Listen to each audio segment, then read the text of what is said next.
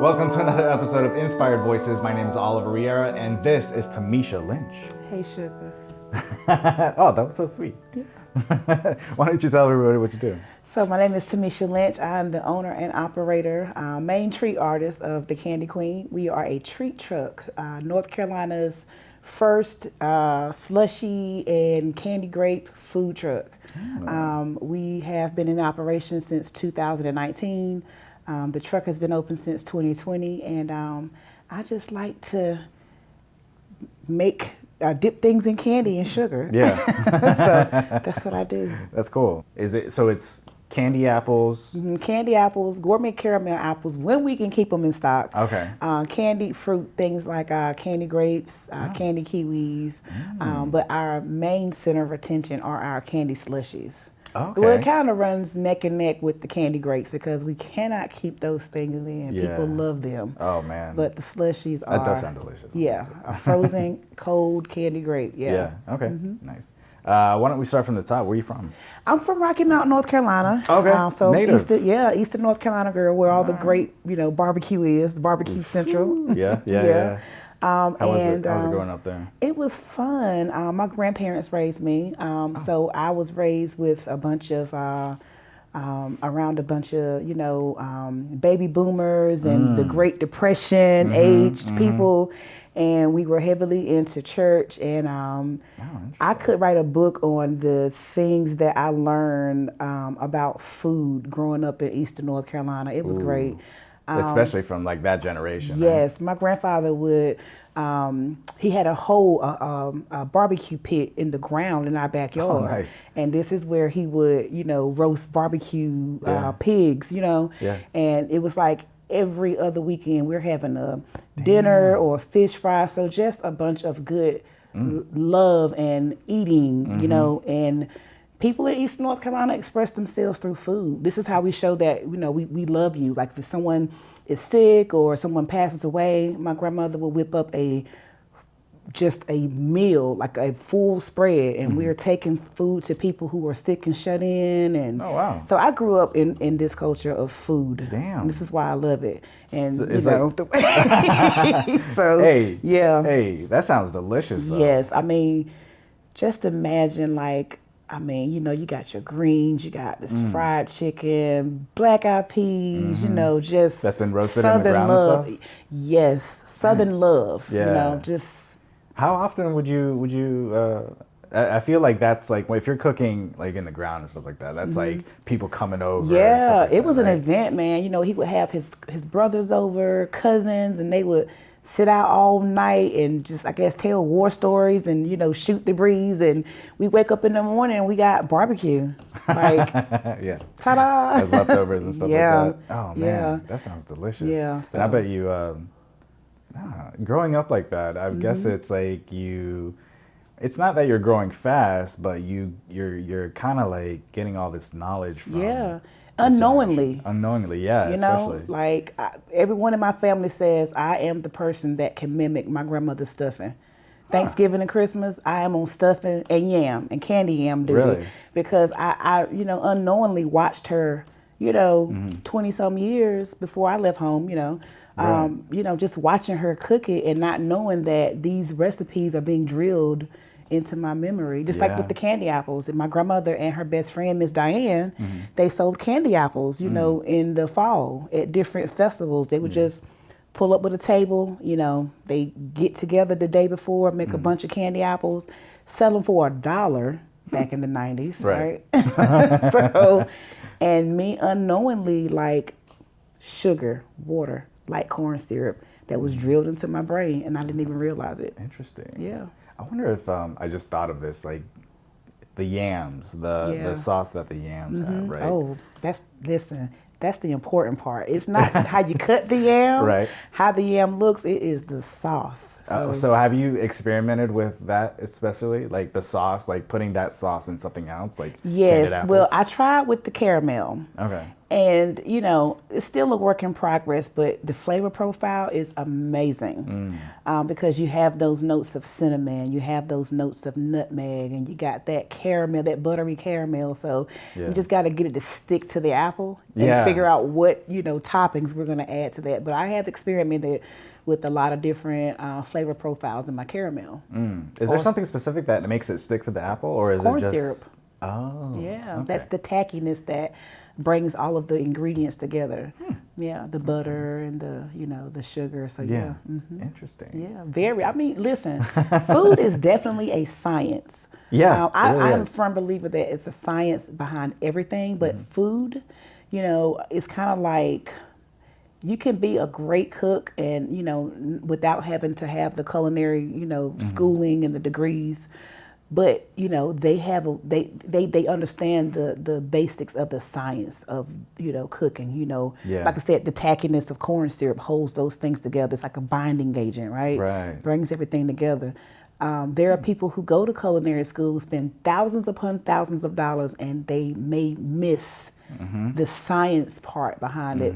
But those home cooks, they got it. I know there's something about like, yes, it's important to have like some type of technical skills, right, in culinary schools and stuff like that. But there's nothing that beats your grandma's home and those are the real cooks. I feel this, in my opinion. It's nothing, you know, that's proven, but when you have those that, you know, have been doing it, grown up around it, you know, have experimented with different, you know, seasonings and profiles, and they're able to put their own onto it. Yeah, I love those cooking shows, or, you know, Food Network shows that where like course. go to the little shack in the corner down in the country or something. Those like that, are those are the best places, and we were blessed with the opportunity to meet Guy Fieri back in 2000. I better not say his name wrong. Fieri, even though there's an R. It's pronounced like Fieri, so the R is kind of silent. That's good. But, you know, meeting him and just, you know, well, first of all, watching him for years. Like I remember when he won the, you know, the Food Network contest, you know, for the TV personality, back in the day. Like I that followed his entire career, so it's like a full circle moment to have met him. But, you know, my husband and I would travel throughout the country, and the first thing we would do after we get settled in is go to his website to see where he's eating in that area, and to visit that establishment, and to, you know, enjoy the food that we saw on TV. Oh, interesting. And then we had the opportunity to meet him and be on the show with him. But, you know, like That's a nice little like thing you guys I'm telling you, I told him, I was like, this is wild that we are meeting you because we watch you. And it was ironic because April of that year of 2022, my daughter and I, we were preparing for an event for our food truck to go out to. And we had Food Network on. Like that is my, you know how you have your grandmas with the soap operas on? Food Network is my channel. So we're gonna have that on. You know, even if I'm just cleaning in the house, I got food because I'm a food entrepreneur. I'm a foodie, right? And so she and I were preparing for an event, and she's like, "Mom, you should write them. You should try to, you know, get on that show." And I'm like, "Girl, bye. They don't have dessert people on diner, drive-ins, and dives. Like they have food, you know, savory food." So I never could have imagined that we would have had that opportunity. But going back to Guy, you know, like he goes to these places, the mom and pops, you know, the little places in the nooks in the wall. Those are the best eateries. Yeah. Those are the best. It really is. Yeah. And I could tell you're a good cook too, because like the fact that your family approves of you making your grandma's yams. And her stuffing. Her stuffing. Yeah, it was like, that's a big accomplishment. Yes, and you know, hey, listen, in Eastern North Carolina, in the South, we are serious about our food at Christmas and Thanksgiving, okay? If the yams and the turkey and the stuffing isn't right, it throws and the mac and cheese. Oh, mac and cheese especially. Yes, and if it's not right, it throws off the entire function. The night. Yeah, it's like people are going to talk about it all night. It's like, oh, duh. And I can't forget potato salad. Listen, potato salad is important right. in our community in Eastern North Carolina.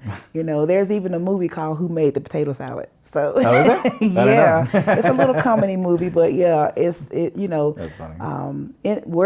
In my community where I grew up, you know, food was important. Like I said, that's a part of our love language. Yeah, it is. In our family. And I think I can say that even spans, you know, across the country. You know, food is a love language. It is important. Yeah, absolutely. Like I remember the first time I made empanadas. This was like last year, I think, or just a few months ago. And like my mom tried it and she's like, "Oh wow, this is really good." I was like, "Wow, that's like I felt something here." Yeah, you know? It makes you feel, it's like a little warm, tingly feeling inside. Because she makes it all the time, you know, like growing up and stuff like that. But like to get her approval on that, I was like, wow. And see, you didn't even know that you had retained that knowledge from growing up. Yeah, that's true. Yeah, growing up, like my mom would always be like, pass me the seasoning or da-da-da. I always like, you know, just like you, just like subconsciously just watching her cook and stuff like that. And like now that I'm an adult, like I like to experiment with things like, oh, this would be probably good with this, and let me try this, right, and stuff like that. So I think that's what it does for you. It does. Yeah, it does. Is that kind of like how you kind of take it as well? Like you like to experiment and stuff like that? Yes, I love to experiment. I feel experimentation is a part of growth. You know, we don't know what we like until we try it, right? Yeah. And our consumers may not know, hey, wow, that goes together? Cool. Right. You know, so I love to see customers come to our window, to other fellow food truckers' windows and try something they've never tried before. Yeah. The expression is authentic. That's something that, you know, if you can't rehearse it, it's like, you know, you can tell if they enjoy it and you can tell if they don't like it. Right. So both of those parallels, you know, allows you to enhance your food offers. If you see that their face is like, oh, that lets you know that we need to readjust or make some, you know, adjustments. Right. And if they're like, wow, you're like, yes, I got it.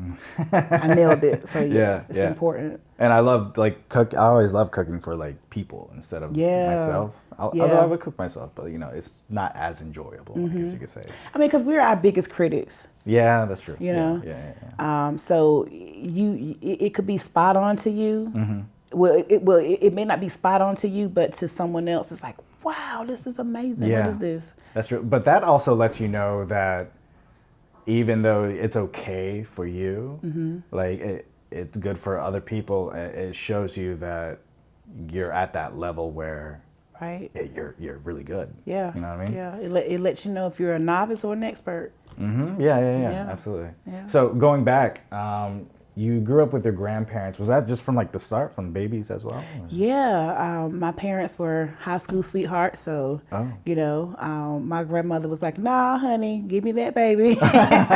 So were your parents still around? Yeah. Okay, gotcha. And my father's family is awesome. They are actually my core employee base. Nice. Because they are a cooking family as well.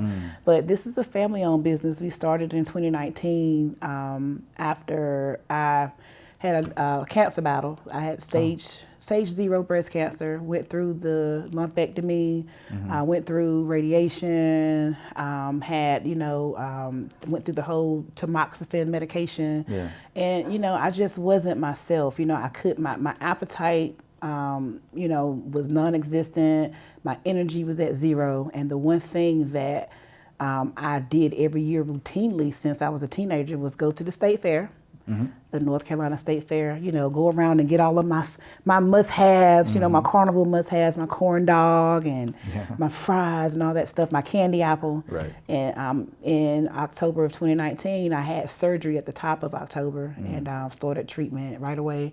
Could not get to the fair. The very last day of the fair, I had a craving for a candy apple. I just wanted someone to bring me a candy apple. And everyone had already gone. You know, most people go on Canned Good Day. You know, it's when you get in free. Yeah. So everyone had already, visited the fair. It was late. My husband, was like, there's no way I'm going to make it to get a candy apple. And so the next day, I was like, well, I know how to make a candy apple, but I could not remember the cook times, how the process. I knew the ingredients, but I didn't know the process. And so I was like, well, just go to the store and get me, you know, a box of the candy apple mix. You know, in the fall, there's always the little candy apple and caramel kits in stores. Yeah, yeah. And he couldn't find one. He went to 4 grocery stores. Oh, wow. And so I was like, just like, okay, it's fine. So I went on YouTube and I Googled, I looked up candy apple. And I found a couple of videos, and I found one with a food entrepreneur who had like a blog. Her name was Rochelle Ingram. She's out of Atlanta, Georgia. And I had the opportunity to meet her. Shout out to Rochelle. Hey, girl. But I watched some of her videos, and I mustered up a little strength, went downstairs, and pumped out 12 apples. What? And I only wanted one. And you were still recovering from from surgery. From surgery. Wow. And so my daughter, she was in high school at the time. She was like, well, we'll just wrap them up. I'll just give them to some friends at school. She was attending Knightdale High School, and she took some apples to school, and she was like, my teacher wants to buy one. And I was like, what? That raggedy apple, they want to buy? I was like, okay. So I was like, I don't know. That's not my thing. Yeah. So that Christmas, simultaneously, my father was battling stage 4 lung cancer. And so he had come to live with us. Who was that? My father. Oh, your father. Gotcha. So during his transition, you know, he came to live with us. And I had made some for Christmas. And people were like, man, these are good. Because, I mean, by this time, I've gotten fancy with it. I've, you know, made different colored, you know, candy apples. And so I gave some out for Christmas gifts. And they were like, man, you should really do this. And I'm like, no one's going to buy a candy apple. Right. You know, to my, you know, opinion. It was very organic. You know, I just started, you know, making candy apples for people as gifts. I wouldn't even charge because I didn't think it would be something that could be profitable. Yeah. I just love to cook, and hey, if people would ask me for a pan of mac and cheese, I would make it just because I love to feed people. Yeah. You know, that's my love language. Right. So. Oh, you kind of got. Well, I mean. It kind of goes back to like you growing up, and everyone's coming to eat, you know? Yeah, that's what I love to do. And so fast forward like 6 months later, my father got terminally ill. And we spent a lot of time, you know, just talking about different things of life, different aspects of life. And he said to me, well, what do you want to do in your 40s? You're about to turn 40. What does 40 look like to you? Right. And I had never thought about it. At this point in my life, I have 3 children. So I have 2 adult children. I have a teenager, a 14-year-old. Okay. But at this time, I had my oldest son was in college. My daughter was just finishing high school, transitioning into college, and I had a elementary school age child. I hadn't thought about, you know, the rest of my life because I was comfortable in my career. I had a career with Blue Cross and Blue Shield of North Carolina. I worked for them for a decade. Right. And so I was very, you know, complacent in my career, corporate America, 9 to 5. I hadn't, you know, imagined my life, you know, in outside my 40s. Yeah, because, you know, we get complacent, you know.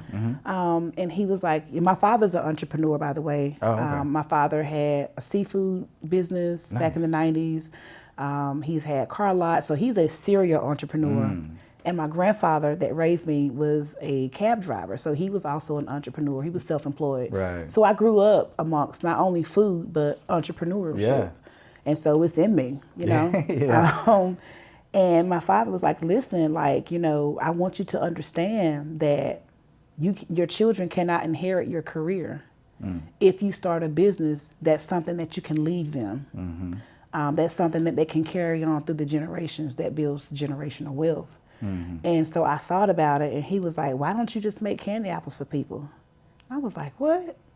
So that Valentine's Day of 2019, I contacted the mall in Rocky Mount, and I said, hey, can I, you know, do a pop-up? Because this was pre-COVID, but pop-up culture was becoming a thing, you know. People, you know, like ice cream stores and cupcake places, you know, started to do pop-ups. Right. And so I contacted the mall management. They was like, sure, let's make it happen. And so for that week of Valentine's Day in 2019, we just did candy apples, caramel apples, and our popcorn. And we were sold out before Valentine's Day. Nice. And I was like, what? I was like, oh, wow, this is crazy. So I called my dad. I was like, it worked. He was like, I told you that it would. And I was like, okay, well, what do I call this? And no one knows this. I've never shared this with anyone, but I called my business at first Mimi's Apples. Mimi's Apples. Yeah. Okay. That's a sweet name. Yeah, you know, because my youngest son, he called me Mimi. Even though I'm his mom, he called me Mimi. Yeah. I don't know why, he just did. So when he was little. You're right. So I was like, oh, Mimi's Apples. And then my dad was like, don't put yourself in a box. You know, he was like, you know, you don't need any ceilings. Let the sky be the limit. And so my husband and I, we were just brainstorming of different names, and my husband actually came up with the Candi Queen. Rochelle Ingram, the lady I told you about on Instagram, YouTube, actually had a segment of a series of videos to show you how to start a business. I had no clue about business structure, you know, the legalities of it, where to start. And I watched one of her videos on how to start a business. And she said the very first thing you should do is search for your domain name to make sure that that spelling of your company is not already taken. Because you want to think, you know, you want to think ahead. You want a website, right? Yeah, absolutely. And that's how we came up with the candy with the I, because there was a Candi Queen with the Y out of Hoboken, New Jersey. Well, it was Candi Queens. Okay, gotcha. Yeah, and so my husband was like, well, hey, do it with an I. Yeah. I was like, you're so smart. So, yeah. Very smart. Yeah, very smart. I had no clue. That's great. Wow, what a story. Yeah. Let's go back a little bit, though. Okay. So, you know, growing up with the family, cooking, all that stuff. Question for you on that. Were you in the kitchen as well? Yeah. So, like, is it like every single meal you were in the kitchen helping grandma or Yeah, something? like I was tied to my grandmother's hip. Like, Okay. I don't know. She and I were just like kindred spirits. Like, Yeah. you know, that was my lady. Shout out to, rest in peace, Shirley Parker. But that was my lady. And so, you know, I was intrigued by it. You know, some kids, you know, they want to go outside and play and run around. I was also that kid as well. But, you know, I just was intrigued how she put things together. And so I would just sit and watch. Wow. Yeah. Interesting. I was intrigued, you know, 4 or 5 years old. I have memories as early as 4. Just watching her cook? Yeah. Interesting. Yeah. Ah. I don't know why, you know, I just, At 4 or 5 years old, were you helping her cook as well? Just like, you know? Well, no, she wouldn't let me. Listen, you don't dare touch a Southern lady's food on the stove. If you ask questions, she's gonna answer it, but you don't touch anything, right? But I remember the first time I made a cake with her. I don't know how old I was, but it was my birthday cake. It was back in our days, you know, we didn't have a bakery to go to get a cake. We would, you know, they would make you your favorite cake for your birthday. But yeah, she let me frost. Oh, nice. You know, my birthday cake. And so I just knew I was the bee's knees because I frosted a cake. So, you know, but yeah, just, you know, those were good times, just sitting in the kitchen with her and watching my grandfather cook outside. She cooked inside. She did all the kitchen meals. Stuff, And then granddad was good with, you know, barbecuing and frying fish and, you know, outdoor cooking. Yeah. Good stuff. That's good. Yeah. Yeah. So as you grew up, how did food change for you? Did you start cooking? I did. So once I had my own family, you know, I remember my very first Thanksgiving that I did. My grandmother was heavily involved because I was so nervous. You know, I'm like, okay, I'm taking over the reins. So food evolved for me when I became an adult. Interesting. You know, wanting to take a traditional dish that she made and putting my spin on it. You know, putting the You kept that in mind? I kept that in mind. Gotcha, No, putting the Gen X spin on it. Right. Okay, well, if we don't want to use seasoning salt and we want to use something more healthier with less sodium, what can we do? Yeah. What can we substitute? But still with a good taste. Right, to keep that same flavor profile because that's important. Because grandma's going to know if you tweak something. Yep. Right, and she's going to want to know why. And so that was important to me to, you know, honor her, you know, her style of cooking, but putting my spin on it. And so. Now, what about when you were a teenager and stuff like that? Well, when I was a teenager, I was focused on, okay, let me backtrack. I was a hairstylist for I'm still a hairstylist. I'm still a licensed cosmetologist here in the state. But I was focused on, you know, like becoming a cosmetologist, getting into the beauty industry. And so I kind of stepped away from the food and focused in on, you know, the cosmetology industry. So I took courses in high school. Yeah. Why did you get into that? I don't know. Well, I do know. Well, I'll say this. My grandparents were old school. Okay. If you wanted something done, you did it yourself. So, you know, going to hair salons and getting dolled up, that's not something they subscribe to. If you want something, you need to try it yourself. Let's save some money, right? Yeah. And so I got into, you know, doing my hair, and then my friends like, oh my God, that's so cute. Can you do mine that way? And so that's how I kind of, you know, was kind of, you know, followed that path into the world of cosmetic arts. And it seems like to me it seems like it's the validation that kind of drew you to it. Yeah, I mean, we all love validation. Like, who doesn't love validation? And so when someone tells you that, you know, they like the work that you do, that, you know, that releases some kind of endorphins or something because, you know, you know. And so I just kind of followed that path. So from 14 to 25, I was behind the chair. I was doing you were like hair. fully committed. Yeah, fully committed. And also I liked the relationship that I established with my clients. Yeah. Cosmetologists are like therapists. Yeah. Barbers even. You know, if you go to a barbershop, when you build that bond and that relationship, you know, you tell them things you won't tell your mother. Right. Your significant other. That's true. Yeah. And so I am a people person and a people pleaser. And so, you know, that solidified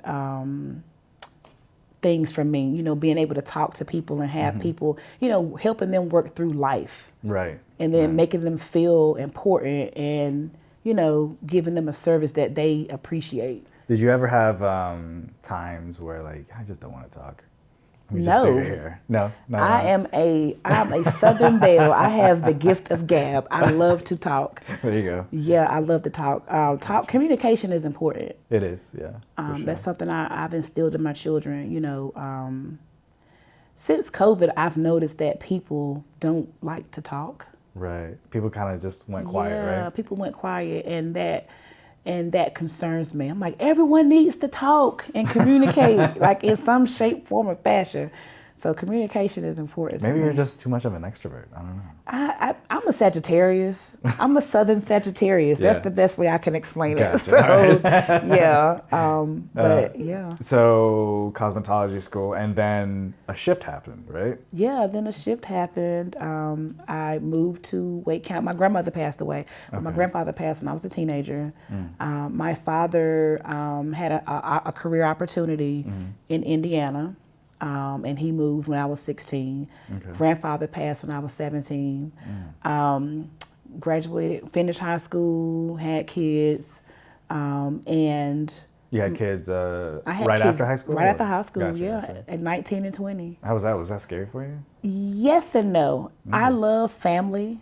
So I was that person that was ready to have a child. Like, okay, I want to be a mom. Yeah, because you grew up with I family grew up around with it. you. Yeah.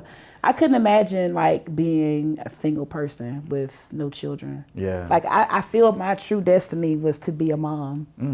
You know. Interesting. And I'm actually ready to be a grandmother. No. My kids, hey, I'm ready. So I can cook for my grandkids and be the grandmother that my grandmother was to me. That's important. Yeah, that's true. So yeah, I lost my grandmother in 2008. And so it wasn't the same in Rocky Mount anymore. So me and my children, we uprooted.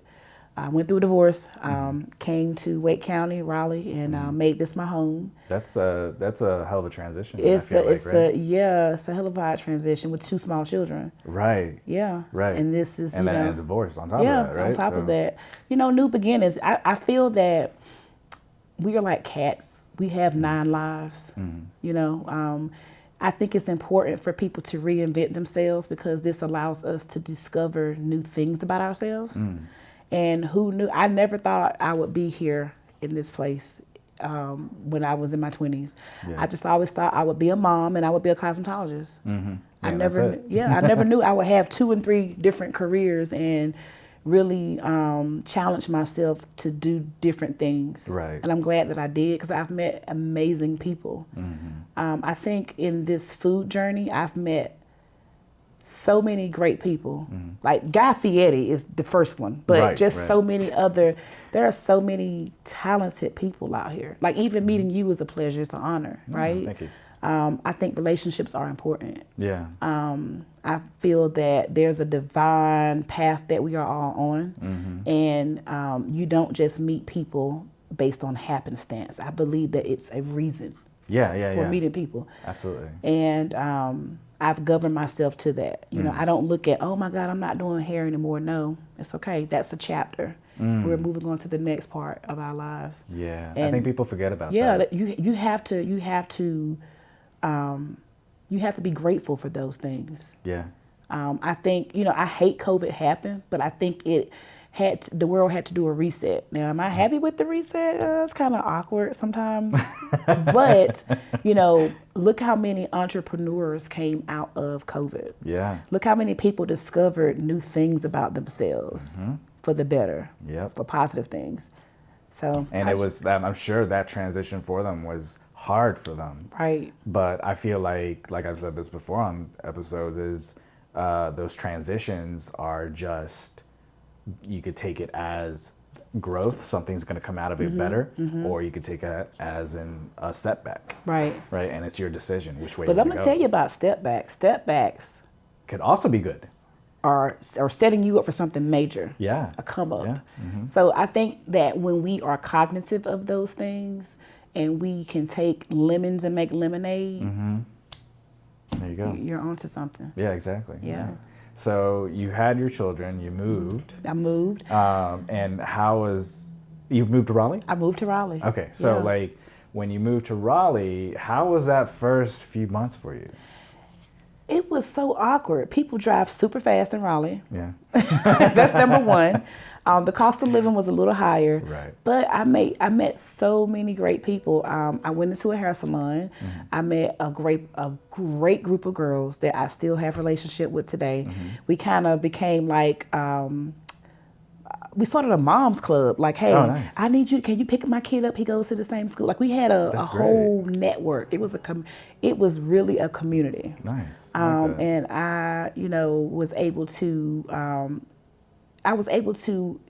you know, transition okay. Like once I met those group of gals and, you know, started, you know, building clientele here in Raleigh, it was okay. Yeah, like and I needed that because I was grieving my grandmother. And so even though I had, you know, my family, you know, it still was a void. And so they helped fill that void. Yeah. Yeah. And our kids are friends to this day. Oh, nice. Yeah. So what made you go to that salon? Is it kind of just like a Google thing? God, no. So I moved about 2 miles from that salon. And I was driving one day, and I moved here on a wing and a prayer. I had some savings, and I took those savings and I moved. I didn't have any clientele. I didn't have any career prospects. I just knew I have a cosmetology license and I can find somewhere to go. Yeah. You know? Yeah. And it's like my wheel guided me to this salon. And I went in, I applied, and they called me like within an hour. I was at work the next day. Damn. Yeah. I'm telling you, when you have a trade or you have a skill that's in demand, you can find a job. That's true. Yeah. Yeah. And I feel like with that type of work, it's like you're always booked. You can always make money. Yeah. In my opinion, some may beg to differ, but in my opinion, because I'm a hustler. My salon name was Hair Hustler. Oh, okay, there you go. So, you know, I'm gonna make it happen. That's just the core of my upbringing. You make it happen. You know, you have a family to feed. Well, I mean, you got a family, but also like that also you get that from your parents too, and your grandparents. Yeah, right? I saw my grandfather get up every morning at 3 a.m. to go and drive cab. Damn.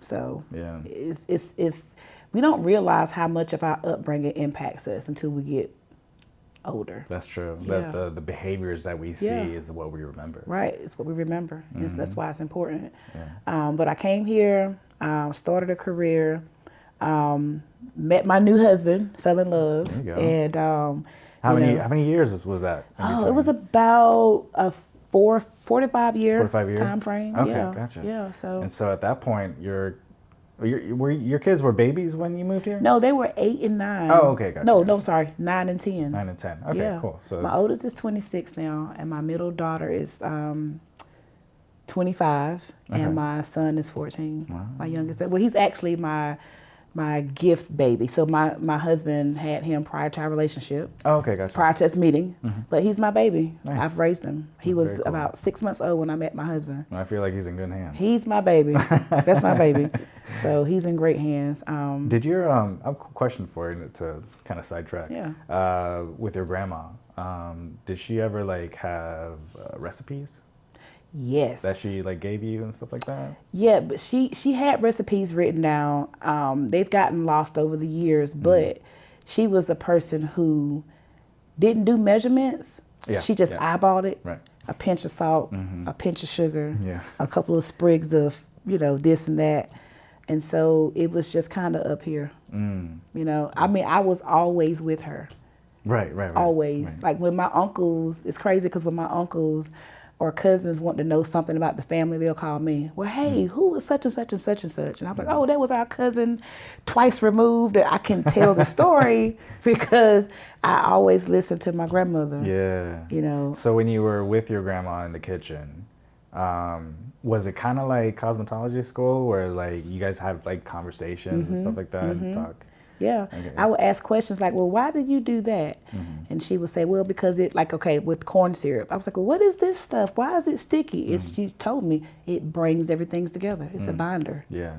But not just about food, but about life. Things, yes. life, right? And yes. stuff like that. Yes. Okay. Like she taught me, how to be a mother, how to carry yourself accordingly, how to respect others and treat people and religion and God and just stories of her upbringing. Her parents were sharecroppers. Her grandmother was once, she was a generation removed from slavery.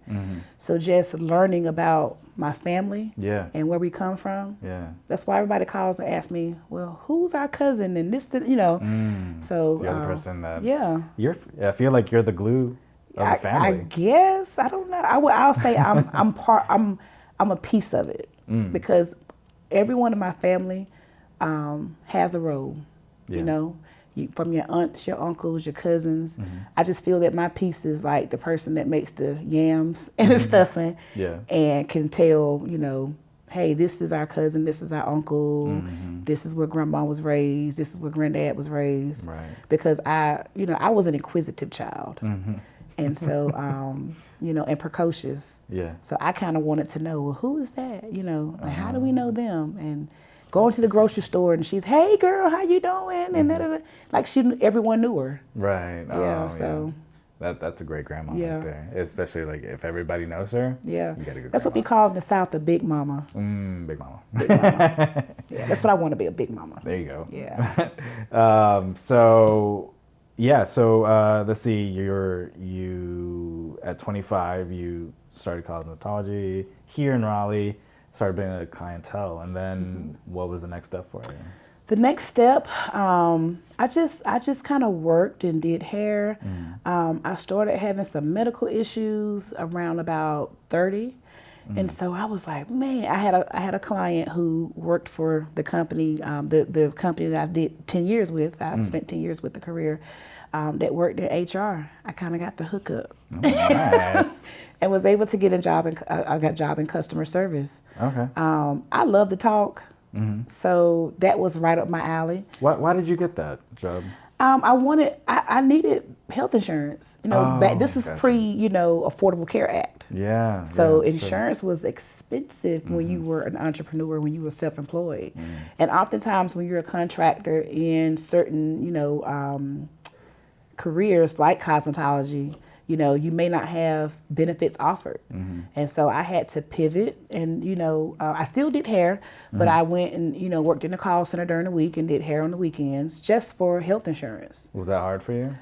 It was at first because mind you, I have, now preteen age children. I have a new relationship, so my time, I'm always working. I was always working. Right. Sundays were my only days off.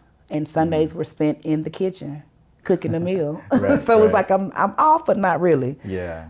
Because it was important to me to feed my family good food, good substance. And, you know, fast food, okay, that's fine. Eating out, okay, it's expensive. But it's not the substance. That's the sustenance that they need.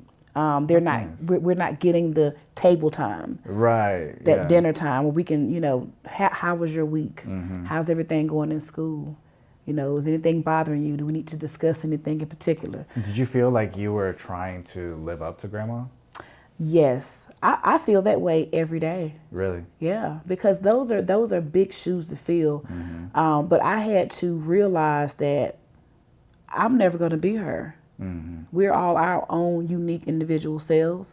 But what I have to do is just, you know, use the tools she's given me to equip myself in life and to navigate using that guide that she gave me. Yeah, I'm sure at times it was hard, yeah, right? Like, especially like working so much and then you're in the kitchen and you're just like, it's almost like a nervous breakdown, it could feel like, right? Yeah, it could be overwhelming. And that's another thing too that I discovered during COVID, mental health. Like, you know, a lot of times in the African American community, back in my generation, in my grandparents' generation, mental health was not something that was talked about. It was kind of taboo, right? And I had to realize during COVID, if we go to a physician for our heart, for our lung, for our overall health, you know, our brain is our main organ. And that's something that needs to be recalibrated as well. That's something that we have to take care of also, because without that, nothing else works, right? Right. And so I had to discover therapy during COVID. Interesting. You know, and it was virtual therapy, so that's kind of different, right? Yeah, that is, yeah. But, you know... was there something specific that led you to that? Yeah, I realized I never grieved. Oh, man. Yeah. Imagine being 40 and realizing that you have never grieved. Wow. That's something. Yeah. And so when you couple that with juggling a family, a career, starting a business, you know, some things are going to be off and they need to be adjusted. So in my frame of mind, while COVID was terrible, COVID also helped me discover something that I needed in my life, which was therapy. It's nothing wrong with therapy. No. You need it. Yeah. And actually it goes hand in hand with business, because once you have, you know, talked about things that have been on your mind, you discover that, well, for me, I discovered that journaling is something that helps me relieve, you know, some of my stress and pressure that I have from trying to be wearing all these many hats, right? Right. And it allowed me to become a more organized individual, which helped my business in turn. All that from therapy. Yeah, that's nice. Super dope, right? Yeah, I got to get into therapy. You know, I've had a few family deaths that's happened in the last couple months. Oh, I'm sorry to hear that. And so, like, with all that experience, like, I got to talk to somebody about it. Yeah, because grief is a real, grief is a disease if it's not treated properly. It really is. And it will come out in a form you do not want it to. Yes. Coping mechanisms, man. Like, I had to add coping mechanisms to my toolkit. You know, life has been bumpy for sure, but it has taught me how to navigate and be a more efficient person. It's taught me how to lean things that I don't need out of my life. And when we do that, that kind of helps us propel with what we're trying to do. Such as a business, such as what you're doing here. This is a great platform. And I really think that like if one is able to decompress and you know, through a form of therapy somehow, like everything else just kind of takes off. Right. It's amazing. There's been a few people on the podcast that have said, like, man, this is like therapy. I'm like, yeah, it is. Yeah, thank you. It is. Because most times, like, I've done a couple of interviews before, but we've always focused it around the business and the things that we make. This is a form of therapy for me, you know, talking about the path of my life. I'm hoping that someone sees it and it's like, hey, well, I can do it too, you know, or that's exactly why I have this. Yeah, and it's needed, you know, it's it really is. needed. Yeah, I appreciate that. Yeah. So you got in. So at 25, you started a job at Blue Cross. Yeah, in my 30s, I started at Blue Cross. Blue Cross, yeah. Worked there for 10 years, met really great people. It's another thing. Everywhere I have been, I've had lasting connections. That's important. I can tell. That's you have important that to vibe. me. Yeah, like vibes are important. I'm a vibe person. Yeah. And I've met some great people. I've learned a lot. Like I tell people all the time that working with that company helped me structure my business. Taking different courses, expanding my knowledge in business, expanding my knowledge in like Six Sigma Lean,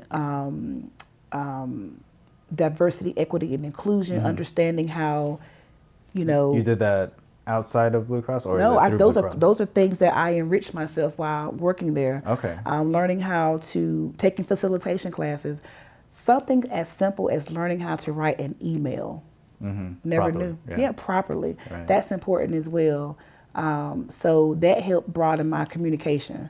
That helped, you know, transform the type of communication, recognizing other people's communication style and delivering what they need to help them understand and comprehend communication. Right. Learning the importance of organizational structure That's in a a big business. Yes, very big one. So everything every path I have taken in my life has been for a reason. Yeah, it seems that way, and it's good that it seems like you were okay with the path that you were taking. Listen. You know what I mean? Like a lot of people would be like, oh, I got to take a corporate job after doing this for so many years and stuff like that. But no, it's okay. Yeah. You know, like it will lead you down somewhere. Yeah, and I have a really, really good friend that I've met at Blue Cross, and that's like my sister. And that's important, you know, and I think about, and it goes back to my grandmother. Like she, you know, she was a homemaker, and then later in life, she started to become a caregiver for people. Yeah. And the relationships that she made with those people that she took care of and their families went throughout her life. And at her funeral, people stood up and spoke about the type of person that she was. And that was just like, that made me and my family feel great, to know that she impacted people in the way that she did. And so I can't look at the fact that, oh, I had to stop doing hair to go and take a corporate career to have insurance. No, I went down that path for a reason. And I really and truly feel that had I not went down that path, I wouldn't have the Candi Queen. Yeah. You know? Yeah, that's true. Things things happen for a reason. Right. Are you aware of that? Yeah. Do you have? I feel like you have a lot of big self-awareness. Yeah. Yeah. That goes back to being a Sagittarius, but you know, like that was something that I had to work on, self-awareness. It's important to be aware of things that happen in your life and to be able to being able to embrace it and think about it in a positive way is monumental, because oftentimes things happen to people, you know, people become depressed, people become, they develop other health issues, mental issues, because they're not able to cope with certain things. Right. And I'm not saying that hasn't happened to me. Right. If anyone ever says they've never been depressed, maybe they're not aware they've been depressed, but everyone has been depressed. We're humans, right? But that was something I had to discover at various parts of my life, the importance of self-awareness and to be able to sit back and reflect on things that have happened and use that as a tool to make things better in my life. Yes. Yeah, and it's not like a form of negative criticism or anything like that. It's because some people would take it that way. Yeah. Like no. It's constructive for myself. Right. And stuff like that. Right. Yeah. I mean, we're building a bridge in life, right? Yeah. And do you want your bridge to be rickety, where you're afraid to cross it, or do you want it to have a strong foundation where everyone can cross it? Right. That's how I look at it. Yeah. Do you instill that in your kids? Yes. How do you like, speaking of being self-aware and stuff like that, like do you consciously build that with your kids? Yes. I was that parent that sat my oldest two children down and showed them all the bills. Oh, nice. These are I'm our gonna bills. do that. Yes, Yeah. These are our bills. This is what I make. Okay?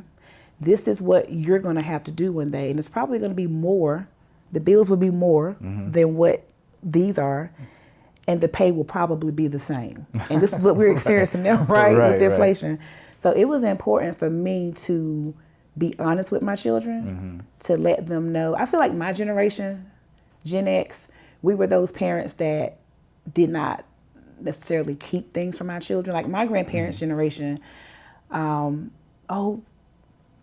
tell them, don't say, no, we didn't grow up very aware of things, which kind of can be a form of handicapping a child. And then when they get in the real world, it's like, boom, right in your face. Whoa, I'm an adult. What am I supposed to do? Exactly. So I wanted to prepare my children. I feel like my generation, we are the generation of parents that like just told our kids everything, you know, preparing them for the things that will happen in life. We can't fully 100% prepare them for everything, but at least they'll have some awareness of what could potentially go on. Yeah, that's important. It's important, and I'm proud that my children have taken the path. Both of them are college educated. My son went to North Carolina Central. Nice. He currently lives in Texas, and he works for the federal government. Okay. My daughter went to Elizabeth City State University, and she's currently a school teacher. Nice. And my 14-year-old, he is very interested in information systems and computer sciences. So, and he's going to go to a college, but I don't know which one. But this is important for me to let them know how important education was, because I did not go to college. I chose to be a mom. Right. And so with that came certain struggles, but also with that came certain joys. Yeah. So I wanted them to kind of avoid that path of struggle that I went through. But, you know, I really stressed the importance of education to them. Yeah. I kept it real. Even if it's not college, just self-educating. Yeah, self-educated. And I told them, I said, hey, if you don't go to college, it's important that you get a trade. It's important that you figure out something that you're good at doing and making it work for you and making it profitable. Absolutely. That's it. My main concern for them is to make sure that they can sustain themselves, because I'm not always going to be here. My grandmother and grandfather and my father and my mother are no longer here. And so I want to make sure that they can sustain, they can be law-abiding citizens, and they can give back to the world. That was important for me. Yeah, I like that a lot. Yeah. Is he getting into like AI stuff? Yes, and I'm a little old school. I'm like, is this gonna have people that I was gonna are say, not people like, that look like people? But, pretty much. yeah, but he's into that. You know, that's a good thing. That's gonna be big. You know, and I had to realize that. I was like, you know, because he's like heavy into gaming. I'm like, no, you can't be on the game all day. It's going to rot your brain. But that was my grandparents and my parents, you know, logic. And I had to really open up and say, hey, people are really making money off of this. You know, we got Google, we got different cloud-based applications. We have all this technology. And I was like, you know what? We need to get him into STEM. Yes. Yeah. And like, make his own games. Yes, and he's going to build a computer this fall. Nice. So that's going to be interesting to see. Yeah, that's going to be great. I was like, let me find out you're going to be doing my website and all of my marketing and all of my you know, digital type stuff. Right. Yeah. But yeah, that's important. I'm a contractor as an audio engineer. Cool. At SAS, so it's like computer analytics and stuff like that. So like, you know, I'm surrounded there by like millionaires and billionaires, and all they're talking about is AI and stuff like that. So that's good that he's getting into that kind of thing. Yeah. So the only thing my husband and I can do is just feed that talent, get him in the right places and spaces that can help him grow his knowledge, and sit back and watch what happens. Yeah, that's amazing. Yeah, that's good. Yeah, I'm happy for you and your family. Thank you. So So when did you find out you had cancer, your breast cancer? Right after, a little bit before my wedding in 2018. Yeah. So 2018 and 19 were some rough years. Yeah. But I caught it early. Was it just going to the doctor and they found out? Okay. Listen, working in the health insurance industry and knowing the importance of preventative care, people, preventative care is very important. And just making sure that I'm taking care of myself mind, body, and soul. Yeah. I said, well, it's time to go get a, physical. And my doctor found out I have a really great team at Duke. And they found it. They said, listen, it's not, the end of the world. It's, it's super early. We got you. We can take care of this. And that's what they did. And I'm here. Nice. And breast cancer runs in my family on my mother's side. Okay. And so, just being aware of my family history, all of the medical advances that we have with genetic testing. And I think it was a plus me knowing my benefits that I had. So, just being proactive and not reactive, because that's something that, the hustle and bustle of life does not always allow us to go and get, routine physicals and checkups. Yeah. But I really feel that, if it's done once a year, you can be proactive and not, have to be reactive to something detrimental down the line, It's, yeah. That makes complete sense. Yeah. And so you said you transitioned from Blue Cross to owning your business. Yeah. Right? So I actually just left Blue Cross in the past year. So last year, I took a leap of faith. They took a leap of faith, and I became a 100% full-time food trucker. Yeah. Was that scary for you? That was super scary. I'm like, oh my God, are we going to be able to do it? Right. You got to go back to entrepreneurship and like hustling and shit like that. But a month after I left Blue Cross, I got the phone call that we were in the North Carolina State Fair. Wow. And I was like, well, hot dang. That's so that it. you applied for it and all Yeah, that. I applied for it. So that was that full circle moment. The business started because I missed the fair. And now I am a fair vendor selling my candy apples and my candy grapes. And you should, I don't know, maybe there's something there where you could like talk to the fair and like be like, highlight me because of all of this. Yeah. It's a full circle moment. Full circle moment. So hopefully we'll probably do Media Day this year. Last year, the business is a food truck. We're mobile. And we got into the habit of doing festivals and county fairs. We started at the Wilson County Fair. That was our first fair experience. Then we graduated to doing the Winston-Salem, the Carolina Classic Fair. And then, so we were actually preparing for that fair when we got the call from the North Carolina State Fair. Nice. So we didn't have a large window of recovery from the Winston-Salem Fair to the State Fair to prepare like we wanted to. So it was all kind of quick. So I missed the media day that they had where, they bring in the vendors with their unique foods and, new things. This year we'll be prepared for that, to do that. Cool. So we'll be able to, really expose the business to the public. And we had a lot of people looking for us last year at the fair.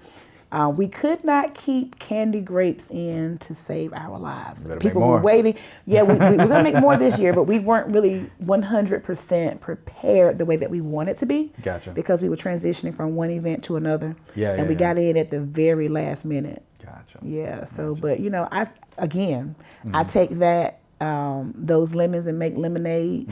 I was able to see, where we had shortcomings and where we could improve upon.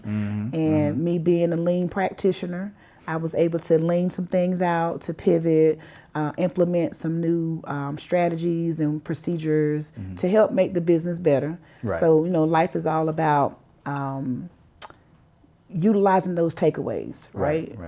To be able to enhance. And so that's what we did. But we started small and we're growing. Yeah. And that was my main goal for my business was to just get into the state fair. So when you started in the mall, in Rocky Mountain, did you like build up enough money to get a food truck? Or when did the food truck actually happen? Yeah, so the food truck happened in 2020. After my father passed December 28th, 2019. 2 days before he passed, he was in the hospital, and I was actually en route to go see him. And he was like, "You need a food truck."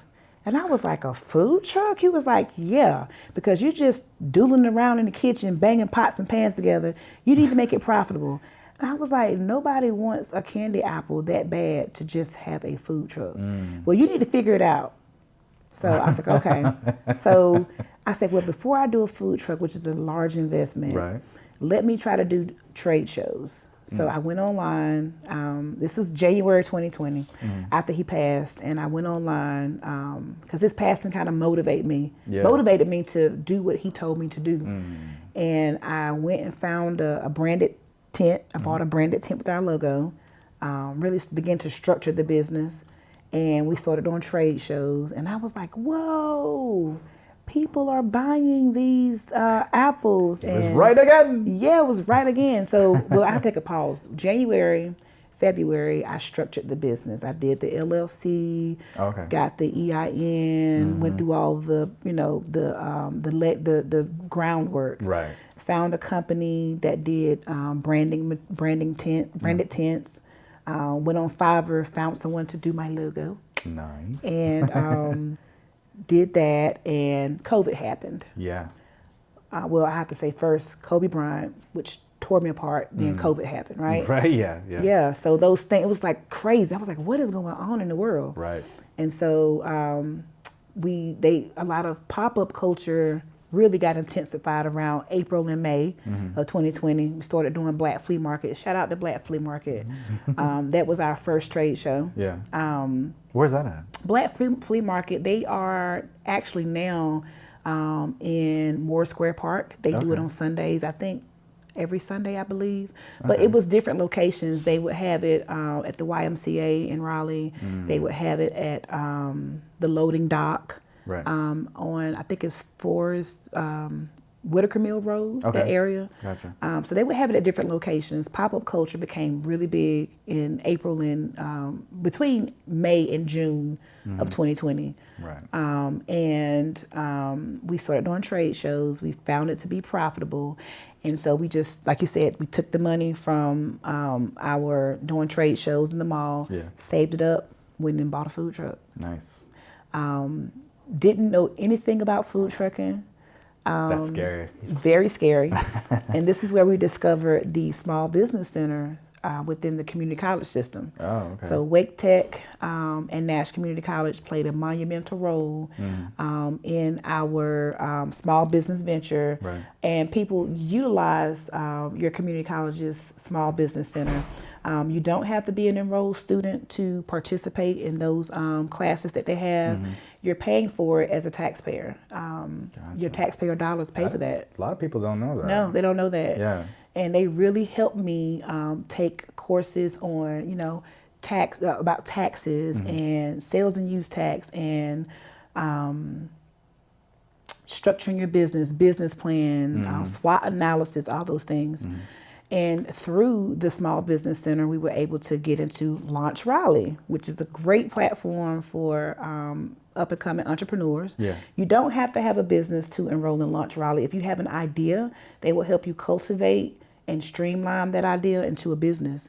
And so we are, our business is a 2020 graduate of Launch Raleigh. Shout out to Launch Raleigh and the Rotary Club of Raleigh. And Wake Tech, they have been monumental in our business. And so that was important to me to make sure that the business had a solid foundation. Yeah. Because now we got this huge investment with this food truck, right? So we need to make it profitable. We need to make it work for us. We don't need this to be a wasteful spend. Right. And so that really helped us transition into food trucking, just having that foundation.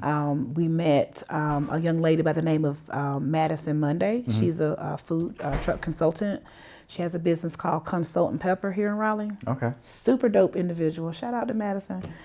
She helped us really get into the industry, finding a builder, right, to fabricate the food truck, giving us insight on how to do bookings and find events.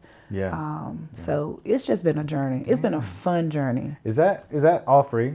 Yeah, it's all free. Yeah. Yeah. There are some courses that I've taken that were maybe like a $50 or $100, but those were more intensive courses. Gotcha. But there are so many courses that are free. Wake Tech Small Business Center does offer a food truck tune-up class that will help current food truckers develop new marketing tactics, help them to reach a broader audience, to help them. I remember looking up something about food trucks because I didn't know anything about it, and I was thinking about doing something. But I looked up, and it was like this whole like, oh, we have meetings like once a month about just food trucks and questions, any questions you have. Stuff like that. I mean, I'm telling you, like, it is so, I mean, I think they have a class for just about every type of business a person wants to start. And they also have classes on just business, right? Because that's important. Yeah. People don't know. You think it's easy to go get an LLC. I mean, yeah, you can pay the state the money, but you need to have it structured properly to be successful. Yeah. And I'm telling you, taxes are important. We gotta pay. We gotta pay to play. So that's true. Okay, wow. So, you started the whole food truck, and then so you got the food truck, and then how were those first couple of months for you? Those first couple of months were rough. Yeah. Because this is everything's a learning experience. Yeah, everything's a learning experience. It's we're well into COVID, so fast forward from May of 2000, where we purchased the truck, getting the fundamentals in place, getting it built out. And then we're at October. Our very first gig was a paid gig. Okay, so it took from January, what is it? January? So January to March, we structured the business, got the branding, the tent, started doing, getting into that culture.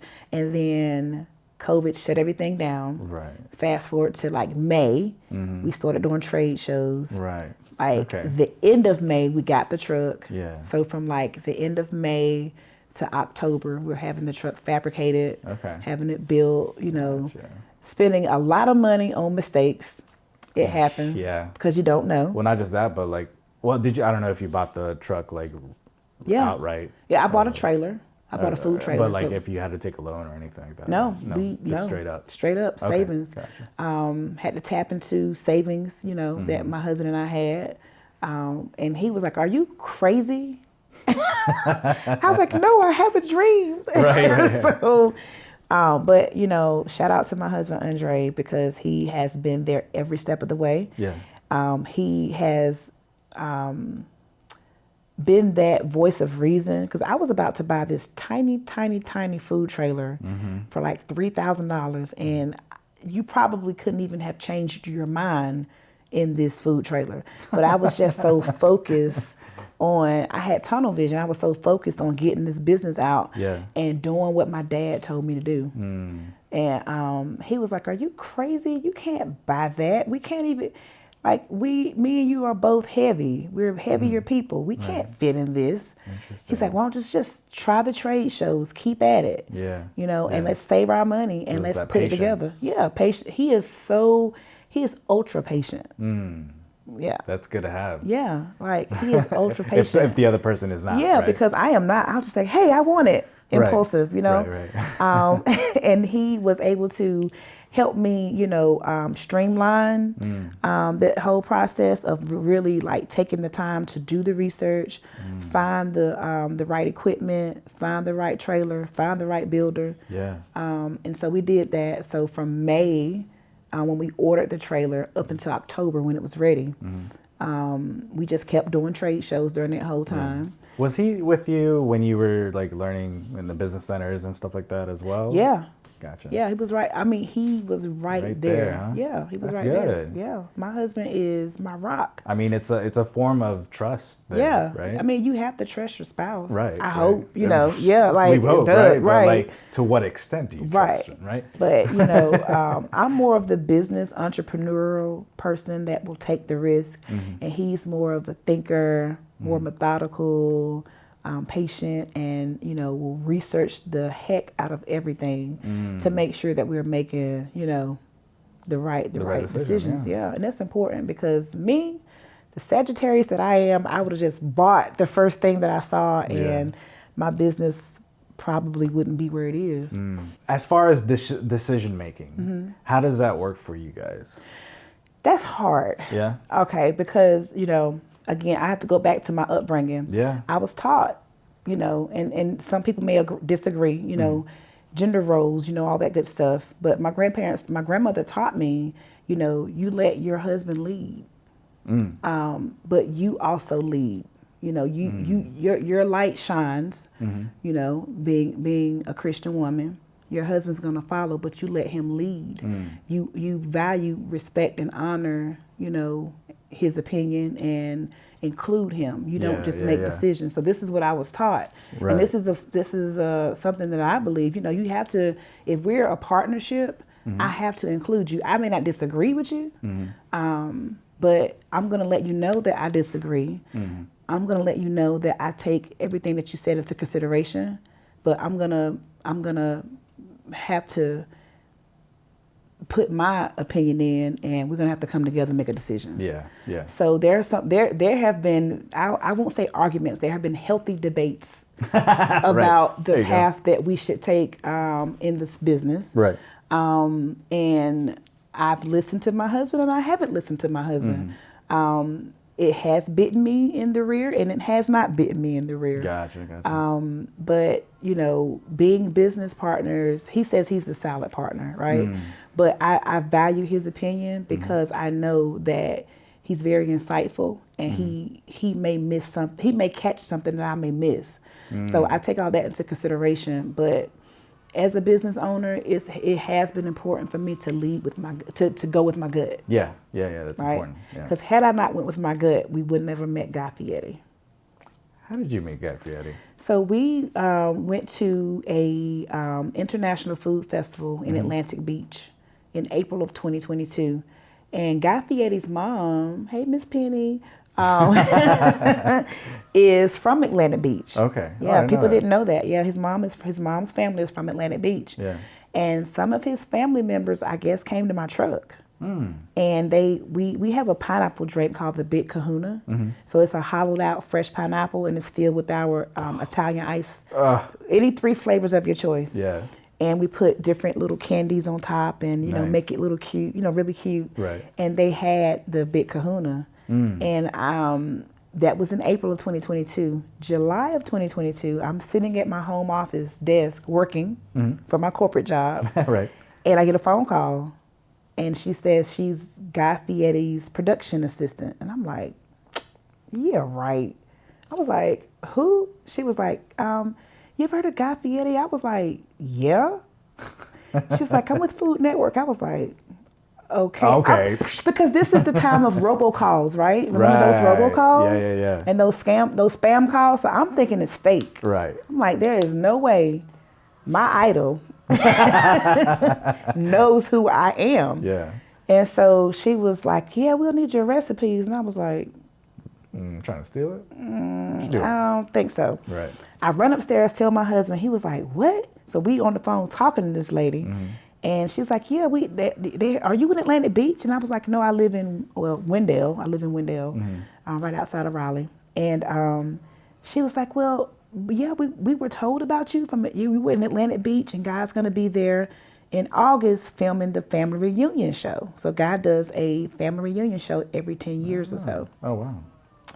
And I was like, okay, well, send me your information so I can vet you out. So I called my son, and I'm like, can you please help me make sure this person is legit? Do a background check for him. Yeah, because he's in HR with the federal government. Okay, gotcha. Yeah. And he was like, yeah, Mom, she's really with Citizen Productions. And I'm like, well, who is Citizen Productions? I've never heard of them. And he's like, that's Guy Fieri's production company. And I was like, what?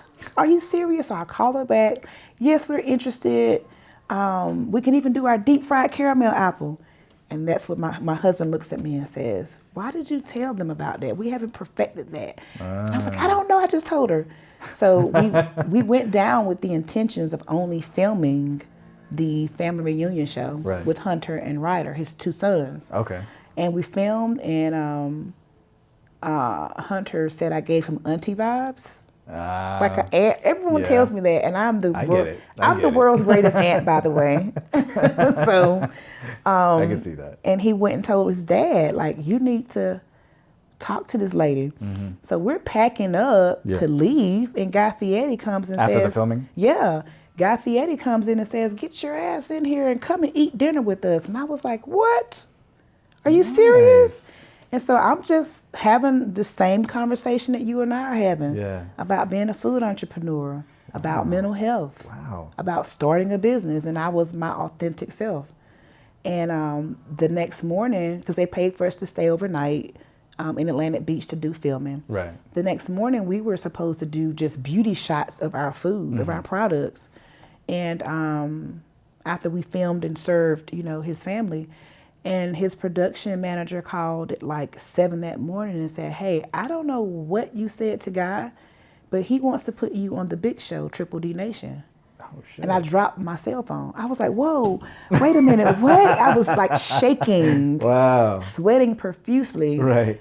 And he was like, yeah, can you be ready at 2 p.m.? And I was like, hell yeah. Damn. And me and my husband go to the Walmart in Atlantic Beach. We start buying all this stuff to try to prepare a spread and get ready. And I'm vomiting. Oh, I'm so nervous. Like, I mean, nervous, just like, it was crazy. Yeah. And we did it. Like, shout out to my husband and Guy. Like, we did it.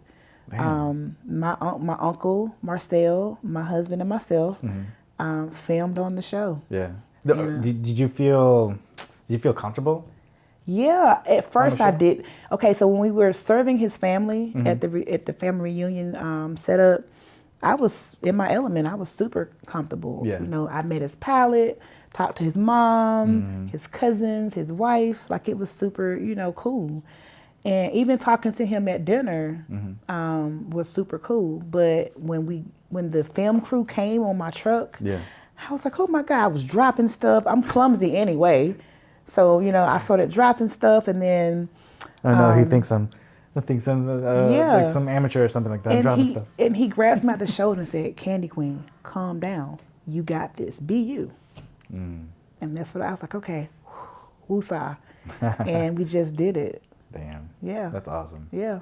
You got a good picture of it too? I got a great picture of it. Nice. I got a video that he did for me to help me get into the fair. Oh, nice. That's cool. Yeah. That's awesome. So he's like a super cool friend. Like, and when was that? That was in August of 2022. Okay. The show aired in October of 2022. It's called the episode, I can't remember the episode season and episode number, but the episode title is called From Sausage to Sweet. So look that up, guys. From Sausage to Sweet. Well, if you find out, let me know, and then I can put it on the screen. I have a link. I'll send it to you. Yeah, for sure. So yeah, but that was the most exhilarating. That was the best outside of having my children. My wedding day. That was the third best thing in my life. Nice. That's cool. I will never forget that. I tell my children, one day, hopefully I won't have dementia when I live to be 100. Right. But I will always remember that moment to tell my grandkids that story. Yeah. Like, that's crazy. That's nice. Yeah. That's really nice. Yeah. I feel like you have a good head on your shoulders. I mean. Do you, because you have kids, and I'm sure they're growing up now, except for your 14-year-old, but like, did you have them sit in the kitchen and like learn how to cook and all that stuff? So yes and no. My daughter took to it. My son, not so much. He was a skateboarder. You know, I was that parent. Yeah, I was that parent that let them explore who they wanted to be.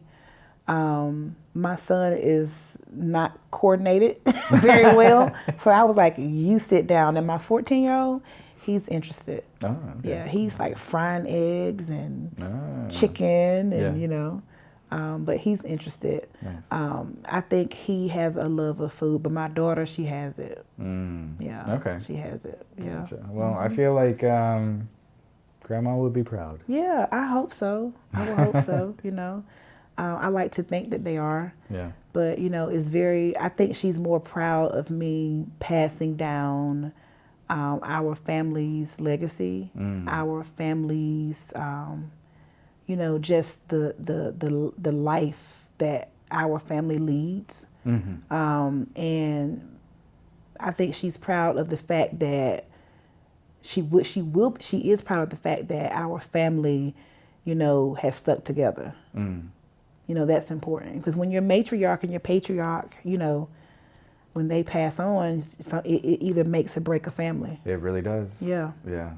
And I don't know. That glue is there, and it's important. She's definitely proud of the spin you put on it, the family.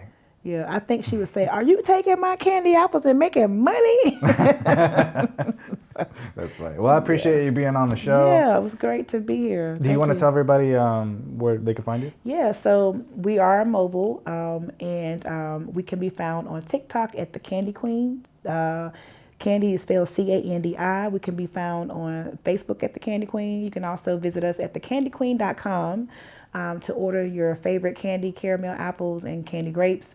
And just, follow us on social media to see where we're going to be at. Yeah. We are wanting to hopefully one day be in a storefront here in the Wake County area. Nice. So that people can walk up, because we've had so many people call and say, hey, where are you guys at? How can we find you? But we're super mobile, and we are online. So we do ship nice. our candy apples, That's caramel apples, and grapes. Yeah, we do ship.